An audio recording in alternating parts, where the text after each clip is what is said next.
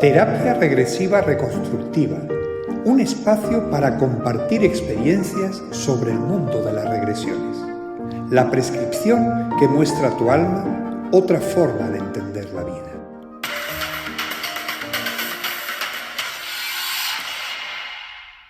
Muy buenos días a todo el mundo. Bienvenidos a este espacio de Una ventana abierta al pasado. Un programa donde vas a poder ver entrevistas con profesionales de la terapia regresiva reconstructiva, los mejores profesionales que vas a encontrar en el mercado, en toda Europa y en América. Aquí lo vas a tener contándote cada uno de ellos pues, sus experiencias, sus conocimientos y que de alguna forma todo esto te permita a ti tener una visión muy ampliada de lo que se trata este tipo de terapia. Hoy tenemos con nosotros a una persona que me encanta, es un buen amigo mío, que se llama Julio César Valencia.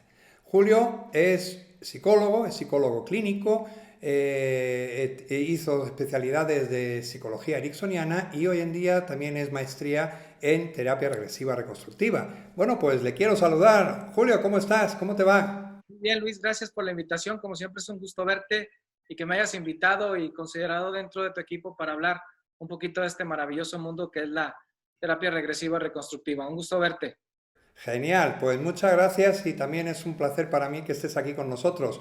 Oye, y a mí me gustaría hoy centrar una entrevista contigo hablando de algo que en algunas ocasiones tú y yo ya hemos hablado de ello y es sobre el tema de los sueños.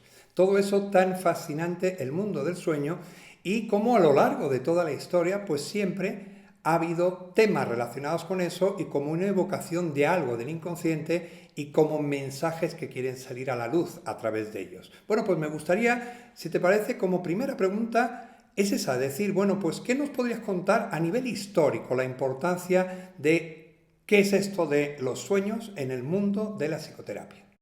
Fíjate que quisiera tocar un poquito, incluso desde la propia Biblia, con la parte de Daniel, con el sueño de Nabucodonosor. Yo creo que es el sueño más emblemático que se ha venido trabajando durante este tiempo que quizás se ha conocido por muchos de nuestros pacientes.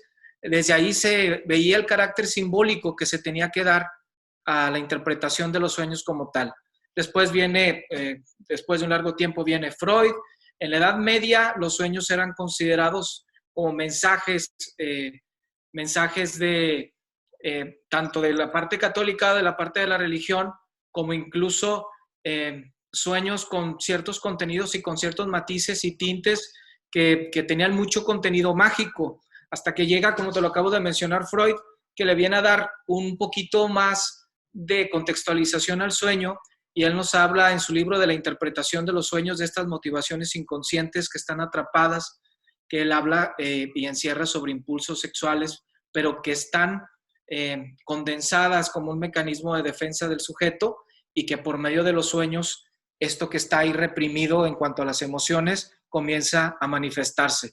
Después viene Jung y le da un matiz más hacia los arquetipos universales, que nada más nos habla de lo que es el impulso sexual o la libido, sino viene a contextualizarlo con respecto a los arquetipos, a esto que viene a ser del héroe, de la figura del héroe, de las partes míticas y de cómo hay cierta información en los sueños que no necesariamente tiene que estar siempre en el sujeto.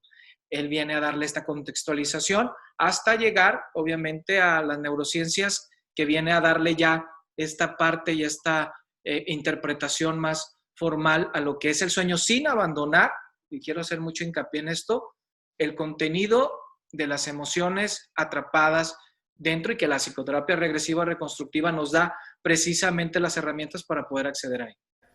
Y hablando de la parte neurológica, ¿cómo lo ves? O sea, ¿cómo se ve, mejor dicho, el sueño desde un enfoque neurológico? ¿Qué nos podrías decir sobre eso?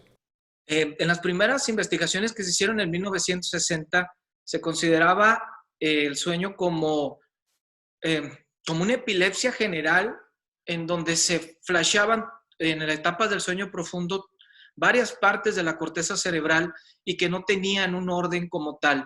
Ahora, con los últimos avances, se empezó a definir lo que es el sueño profundo, el sueño en la etapa REM y no REM, que tiene que ver con el movimiento ocular rápido, y empiezan a hacer divisiones en donde en un periodo de 8 horas un sujeto entra en sueño profundo de 5 a 7 veces, hablando de 5 minutos a 30 minutos. Y que para la psicoterapia regresiva reconstructiva el sueño profundo es aquel que es el que tiene más valor desde el punto de vista neurológico y también tiene más contenido. El sistema límbico es fundamental también en la parte de los sueños para empezar a contextualizarlos y empezar a rescatar desde el punto de vista neurológico el funcionamiento de la corteza cerebral asociada con el recuerdo en los sueños.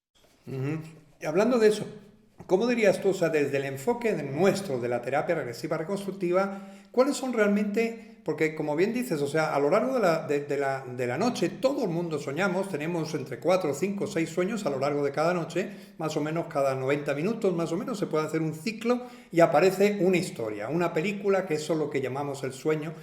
Pero desde el aspecto de la TRR, ¿qué es lo que realmente a nosotros nos importa? ¿Cuáles son los sueños importantes que nosotros utilizamos como trabajo con nuestros pacientes? Nosotros nos quedamos con aquellos que se llaman terrores nocturnos o pesadillas y sobre todo en aquellos que son recurrentes. Y más aún para la terapia regresiva reconstructiva, si estos sueños aparecen antes de los 7 años, son aquellos que tienen alto valor para nosotros porque son... Es como si el inconsciente mandara un mail constantemente, tú no lo explicabas en algún momento, que es un mail que está tocando a nuestras puertas y que nos invita a que estemos atentos a ese sueño recurrente, que estemos atentos a qué es lo que nos quiere decir. El paciente lo manifiesta, lo expresa en beta y empieza a narrarnos ese sueño recurrente. Oye, ¿y por qué es tan importante esa condensación, ¿no? del mecanismo de defensa desde la explicación del sueño del paciente? Porque justamente el inconsciente va a guardar por medio del símbolo, por medio de la imagen. No sé, puede de pronto el paciente visualizar que lo persigue una masa gris constantemente. La masa gris viene a representar esa condensación, ese símbolo que generalmente enmascara la emoción con el recuerdo reprimido en el sujeto. Por eso es tan importante esa condensación, tener claro que el paciente nos hable durante la entrevista qué es lo que ve exactamente en el sueño para nosotros hacer nuestra intervención y poder elegir exactamente cómo es nuestro modelo para poder sacar a la luz esa condensación que tiene ahí y el inconsciente pueda mostrarle al paciente qué es lo que se encierra detrás, en este caso hipotético, de una masa gris. Nosotros desde la terapia regresiva reconstructiva, siempre lo que para nosotros, como yo recuerdo hace muchísimos años cuando yo empezaba a estudiar psicología, una catedrática que yo tuve que me decía, los sueños son grandes regalos que nos dan los pacientes, ¿no? Entonces para nosotros, concretamente en la TRR, para nosotros los sueños que son grandes regalos son los sueños recurrentes, que es con los que nosotros trabajamos. Es decir, el sueño que constantemente se está repitiendo y te viene un paciente con un sueño que lleva años con el mismo sueño o el mismo tema dentro de un sueño, ¿no?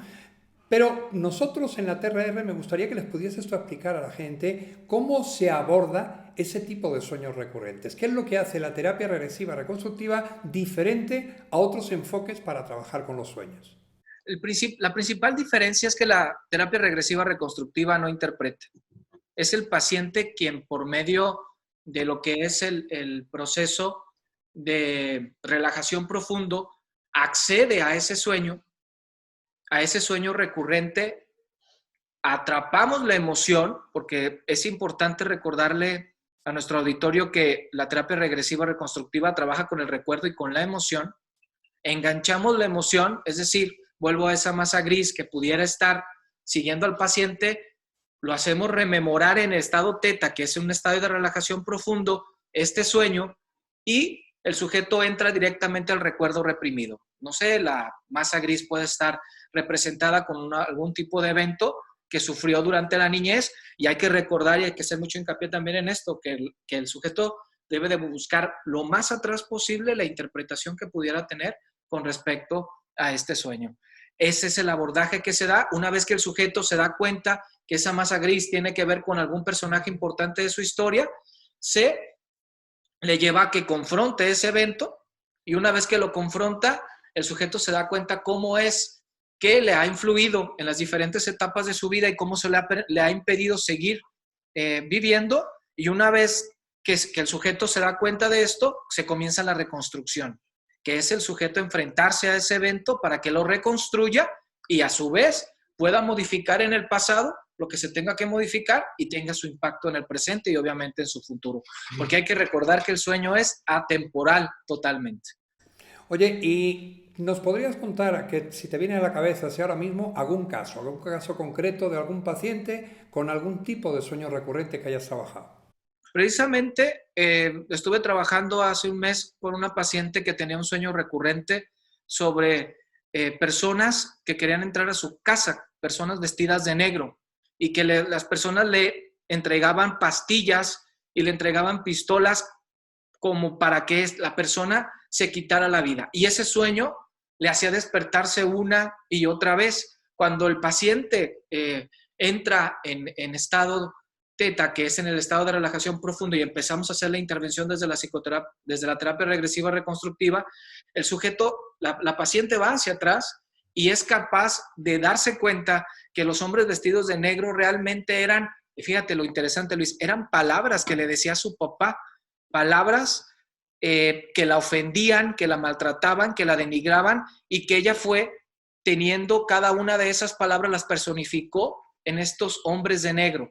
Se dio cuenta que eran palabras quienes la estaban atacando, y al darse cuenta fue capaz de confrontar la figura de su papá y de reacomodar todo esto. Y conforme lo estaba confrontando al papá, las figuras de negro comenzaban a desmoronarse hasta que desaparecieron en su totalidad. Y después de trabajar esto, Luis, como tú lo dices, es este gran regalo que nos da el inconsciente, desapareció totalmente esto de la paciente.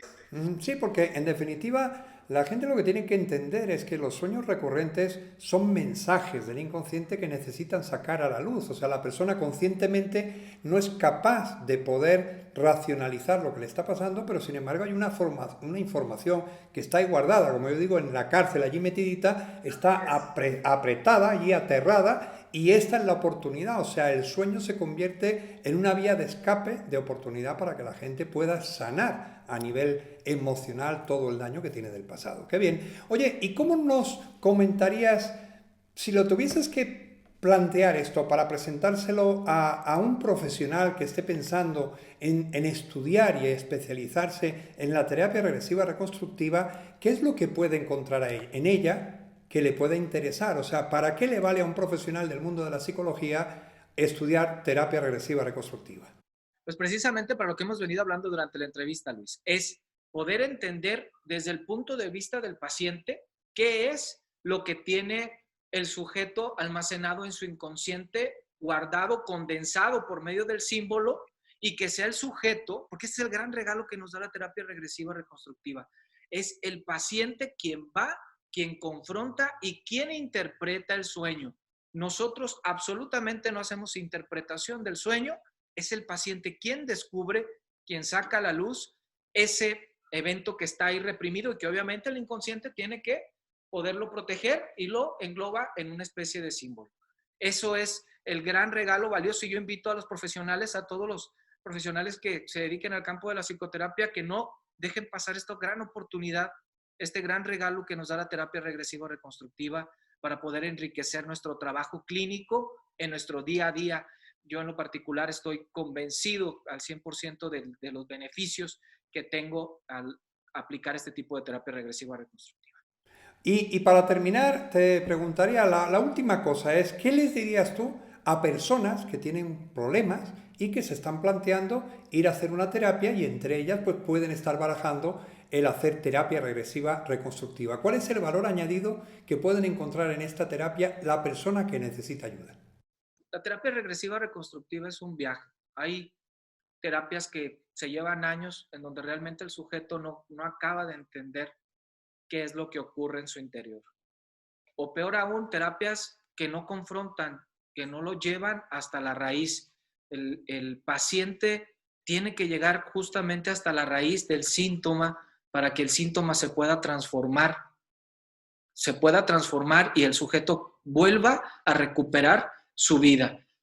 Todo cuerpo, todo organismo tiende al bienestar y a la salud, y es la terapia regresiva reconstructiva ese mecanismo que le va a dar al paciente para que pueda retomar la vida que tenía, y mejor aún, porque la terapia regresiva no nada más se centra en el problema, sino hay escenarios exclusivos que le ayudan al paciente a que pueda proyectar su vida a futuro. Intervenimos en los 3 momentos: pasado para reconstruir, presente para actuar y futuro para moldear lo que yo quiero estar allá. Muy bien, pues muchísimas gracias por tu presencia aquí. Encantado de tenerte y bueno, pues espero que muy pronto podamos seguir conversando y podamos hablar de otros temas que seguramente estoy convencido que a la gente le van a encantar. Gracias, Julio César, te mando un abrazo y cuídate mucho. ¿Vale? Y bueno, pues a todo el mundo que estáis aquí, muchas gracias por estar siguiendo estos videos en esta ventana abierta al pasado. Nos vemos en el próximo video. Bye bye.